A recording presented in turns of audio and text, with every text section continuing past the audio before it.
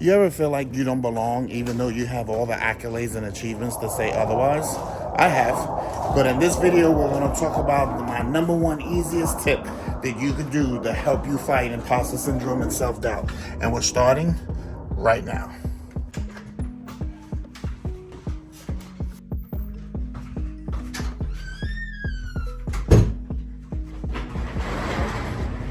If you're watching this video, then at some point you must have felt the effects of self-doubt or imposter syndrome.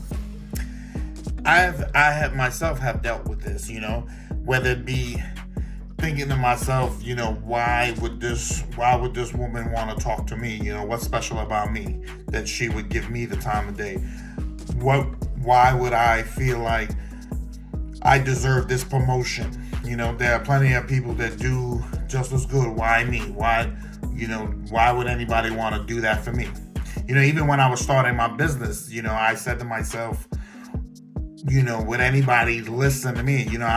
I'm a coach, or at least I'm trying to be, but why would anybody want to be coached by me? Am I good enough? Even though I have the people that I have coached for many years tell me that, hey, this is what you do. This is what you're good at, and you should do it. I don't know if you can see this box over here, but I have a whole box in the corner. I'm going to turn you around. That box right there behind the lights, that box is full of trophies that I got when I was working at my last job. And I still worked as if I didn't have the accolades to show that I was good enough, that I could perform at a high level. Have you been there? You have to be your biggest fan. You have to be your biggest cheerleader, because the support of whatever it is that you're trying to do is not going to be there until after you've already achieved whatever goal it was. And then people are going to come out of the woodwork and tell you how much they believed in you and stuff like that. And you'd have this feeling of, where were you when I needed somebody to believe in me? Now I look what I've amassed, and you want to tell me how you always thought I can make it and stuff like that. It's that kind of thing. And when you don't have that, that's what leads to self-doubt and ultimately feeling like imposter syndrome, because the people that are closest to you, or the people you thought that would support you, don't. And like I said, that leads to dealing with imposter syndrome and self-doubt.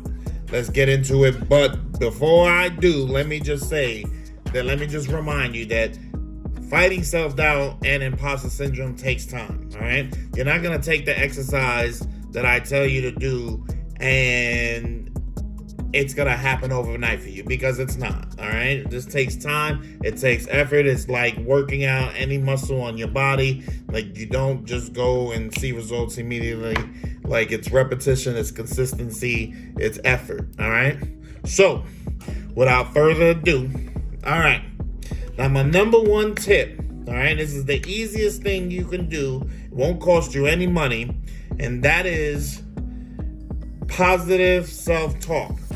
All right, what you need to do is go into a mirror, any mirror in your house, and give yourself 5 reasons why you can't accomplish the goal that you're trying to achieve. 5 reasons, factual reasons, This is not something that, because I'm ugly, or because I'm heavyset, because whatever the case is. Give me 5 factual reasons. Come up with facts, and let me tell you why this is important. Because if there were factual reasons why you could do it, you would already have those factual reasons why you can't do it. You see what I'm saying?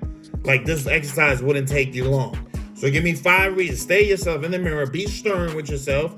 You're the only person that can be as stern as you want with yourself and not get offended, right? So be stern with yourself and look yourself in the eyeballs and ask yourself to give you 5 reasons why you can't accomplish this goal. And I'm going to give you time to get it done. One eternity later. Did you do it? Did you do it? Because if you didn't do it and you didn't do it purposely, then this is not going to work, all right? So you got to make sure that you put some effort into it. Because, like I said, if you had concrete proof, you'd come to me, you'd comment on this video, and you'd be like, look, this is why I can't do it. So now, if that's the case, then you should have that. Then it'll be easy. But I'm betting that you can't give yourself 5 factual reasons why you can't go for that promotion, why you can't talk to that young lady, why you can't open your business, why you can't achieve, why you can't be successful at whatever that means to you. But you can. And that's because most of what we deal with self-doubt and imposter syndrome is in our heads of things that we were told when we were kids. Like, for instance, when I was a kid, I got told repeatedly that I was a nobody. You're nobody. You're nothing special. I used to get told that every day. And when you hear something like that every day, it starts to play with you. So you ever heard the phrase that if you call somebody stupid enough, eventually they're going to start to believe that they're stupid? So the same thing applies. So if that works for you, if I called you lazy, if I called you fat, if I called you a bum, if I called you anything, and you believe that, then when I say that you can achieve something, that you can accomplish something, then it takes the same effort that you put in to believe all that negative bullshit you've been thinking about, then that same effort should get put into believing something positive. I tell Lexi all the time, when we're going through this journey, like, this journey is rough. It's a struggle. Like, it's not meant for everybody, right? So when we go through our moments that we're like, oh shit, how do we do this? How do we get that done? How to, accomplish this?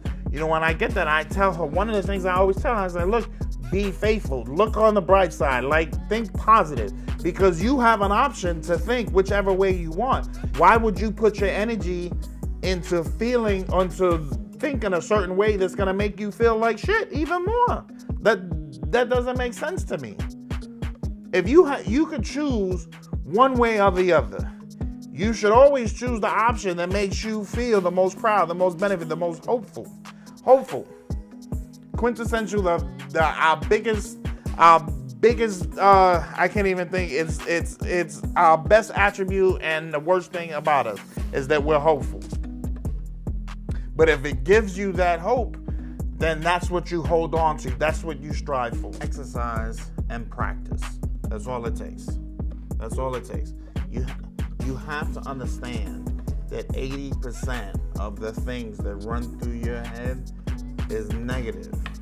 There's something about our inner capability of perceiving danger that we can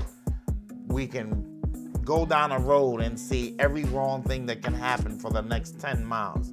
That's just something that we're wired to do, all right? So knowing that, if you know that, then the easiest way to do it is to talk yourself out of it. The way you talk yourself into it. And we do that all the time. As people, we do that all the time. We talk ourselves into negative, and then we believe whatever bullshit that somebody else says, or what we read in the paper because somebody else couldn't do it, and whatever the case is. If you have the accolades and you have the achievements that says you can play with the big boys or girls, but if you can play with the big boys, then play with the big boys, then throw it in there. And even if you can't, at the very least, going for that promotion, at the very least, starting that business is going to teach you something. Because if you want to, so you have a goal. The goal is good to hit, but the goal is just the goal. It's the journey that matters, because it's not the goal you hit, but who you would become in achieving that goal. Because once you understand that, once I was the district manager of the year, I already now know what it took to be district manager of the year. So I can do it again. And I did it again. You know what I mean? So when you get to that point where you've got all these achievements and accolades that say you know how to do it, throwing yourself out there is only going to make you better. It's only going to make you wiser. It's only going to make you stronger. It's only going to make you be the person that you need to be to achieve your goal. So every time you get to the point where you start feeling self-doubt, or you start feeling imposter syndrome, as if, why would anybody talk to you about this? And why would anybody want to buy this from you? And why would anybody want to date you? Whatever that doubt is, go to the mirror and give yourself reasons why you can't do that. And you got to make sure that they're factual reasons. Again, don't do something up somebody's opinion. Give factual reasons. Because unless there's facts behind it, then it doesn't count. Then who cares? Who the hell cares what your opinion is? Is it fact? And if it's not fact, that means there's a possibility that it can get done. And if other people have been doing it, then you can too.